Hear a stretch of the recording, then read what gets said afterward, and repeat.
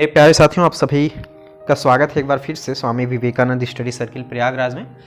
जैसा मैंने आपको कहा था कि मॉडल पेपर चल रहा है पीटी 2022 के एग्ज़ाम के लिए, तो मॉडल पेपर नंबर दूसरा यहाँ पर बहुत ही महत्वपूर्ण प्रश्नों का गुच्छा जो है आपके सामने रहेगा और आप इन प्रश्नों को ध्यान से देखिए और अच्छे से जो है चीज़ें आप पढ़ सकते हैं और तैयारी अपनी बहुत ही अच्छी तरीके से कर सकते हैं। जैसे एक प्रश्न है पहला, अगर हम देखें यहाँ पर कि भारत में निम्नलिखित में से किसका विनियमन वायदा बाजार आयोग द्वारा किया जाता है, तो इसमें ऑप्शन नंबर बी सही हो जाएगा, वस्तु वायदा द्वारा। अगला एक और प्रश्न है दोस्तों, एक चीज़ मैं आपको बताना चाहूँगा कि जो भी मैं आपको प्रश्न बता रहा हूँ, एक प्रश्न इसको मत समझिए, इससे आप 1 से 10 प्रश्न एक तरह से समझ सकते हैं। मैं एक ही प्रश्न से कोशिश करूंगा कि लगभग उससे रिलेटेड जो प्रश्न होते हैं वो आपको बता दूं, इसलिए आप एक एक चीज़ें ध्यान से पढ़ेंगे। आप 15 से 20 क्वेश्चन ही पढ़ेंगे, लेकिन उससे आपके लगभग 100 प्रश्न तैयार हो जाएंगे। जैसे दूसरा प्रश्न दिया गया है कि किस न्यायालय के फैसले देश के बाकी सभी न्यायालयों को बाध्यकारी होते हैं, यानी किस न्यायालय का फैसला अन्य न्यायालयों पर लागू होंगे। देखिए, जो उच्चतम न्यायालय है वो सबसे बड़ा भारत का न्यायालय है, तो इसके जो फैसले होते हैं वो अन्य न्यायालयों को बाध्यकारी होते हैं। उच्चतम न्यायालय 129 के तहत जो फैसला दे देता है दोस्तों, वो क्या होता है, अनुच्छेद 129 के तहत वो कानून बन जाता है, विधि बन जाता है। और हमारा जो उच्च न्यायालय है, जो हाई कोर्ट है, वो संविधान के अनुच्छेद 219 के अनुसार उच्च न्यायालय एक अभिलेख न्यायालय कहलाता है। इसके फैसले को हम सुप्रीम कोर्ट में चुनौती दे सकते हैं। तो ये चीज़ आप ध्यान दीजिए कि जो उच्चतम न्यायालय है उसका फैसला देश के सभी न्यायालयों को बाध्यकारी होता है। एक और अगला प्रश्न देखें कि निम्न में से किसे पादप जगत का उभयचर कहते हैं। इसमें सही ऑप्शन हो जाएगा ब्रायोफाइट्स। ब्रायोफाइट्स को पादप जगत का उभयचर कहा जाता है। ऑप्शन नंबर यहाँ पर पहला सही हो जाएगा। अगला प्रश्न अगर देखें, आप यहाँ पर देख सकते हैं क्या दिया गया है कि निम्नलिखित में से कौन सा एक ब्लू बेबी सिंड्रोम से संबंधित है। ब्लू बेबी सिंड्रोम से, ब्लू बेबी नामक रोग आपने सुना होगा। ये जब बच्चा पैदा होता है तो आप देखेंगे कि उसका त्वचा जो है वो नीला पड़ जाता है। ये बच्चे को पैदा होने के जस्ट बाद ऐसा होता है। तो ये इसमें पूछा गया है कि ब्लू बेबी सिंड्रोम से संबंधित है, तो यहाँ पे सही ऑप्शन हो जाएगा ऑप्शन नंबर ए, नाइट्रेट। अगला एक और प्रश्न देखें कि राज्य लोक सेवा आयोग के सदस्यों की नियुक्ति कौन करता है। राज्य लोक सेवा आयोग का अर्थ आप समझते हैं, जो PCS होता है, पब्लिक सर्विस कमीशन, उसका जो अध्यक्ष, जो सदस्य होता है, सदस्य की नियुक्ति पूछा गया है। तो इसमें से कौन करता है दोस्तों, तो वो करता है राज्यपाल। ऐसा नहीं है कि आप इसमें राज्य लोक सेवा आयोग के अध्यक्ष को क्लिक कर दें कि हो सकता है कि राज्य के लोक सेवा आयोग सदस्यों की नियुक्ति करते हों, लेकिन ऐसा नहीं है।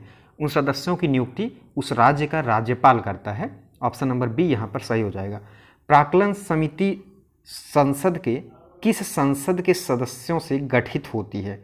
जो प्राक्कलन समिति होती है वो संसद के किस सदस्यों के द्वारा गठित होती है। क्या दोनों सदनों के सदस्य उसमें शामिल होते हैं, या फिर लोकसभा या फिर राज्यसभा के। तो इसमें दोस्तों जो लोकसभा के सदस्य हैं उन्हीं के द्वारा, यानी उन्हीं की कमेटी होती है, ये उन्हीं के सदस्यों द्वारा ये गठित होती है। ऑप्शन नंबर यहाँ पर सी सही हो जाएगा। जो प्राक्कलन समिति की सदस्य होते हैं वो लोकसभा के सदस्य होते हैं। अगला एक और प्रश्न है कि निम्न में से कौन संविधानोत्तर संस्था है, यानी एक तरह से गैर संवैधानिक। आपको पता है कि संस्थाएं संवैधानिक होती हैं, गैर संवैधानिक होती हैं।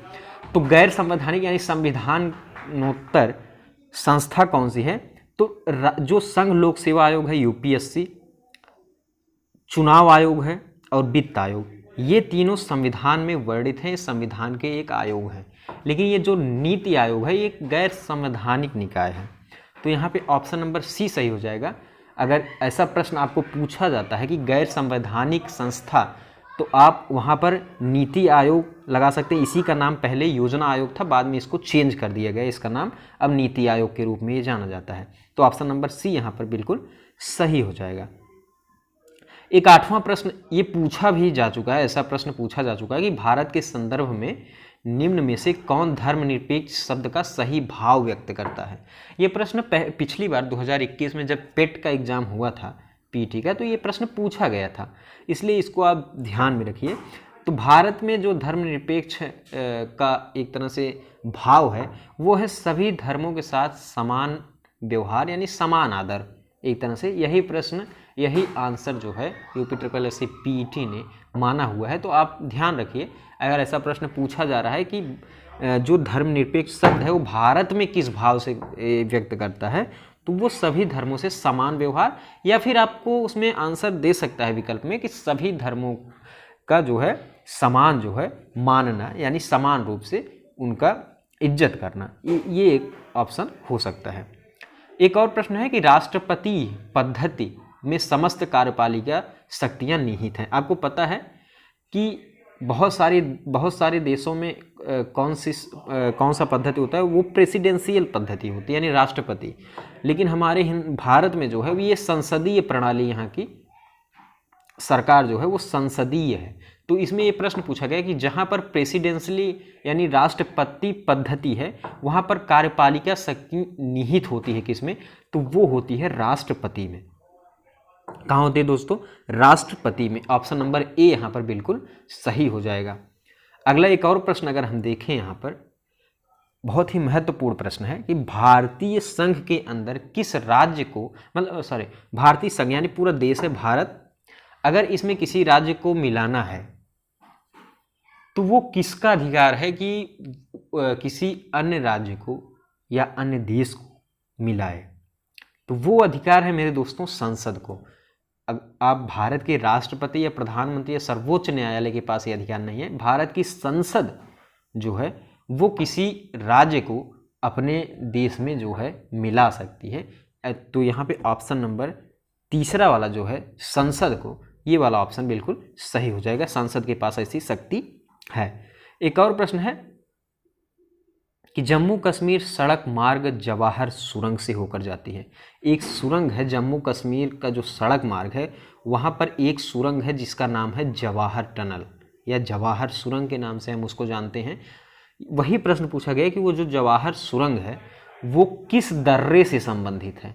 जम्मू कश्मीर में है जवाहर सुरंग, वो किस दर्रे से संबंधित है।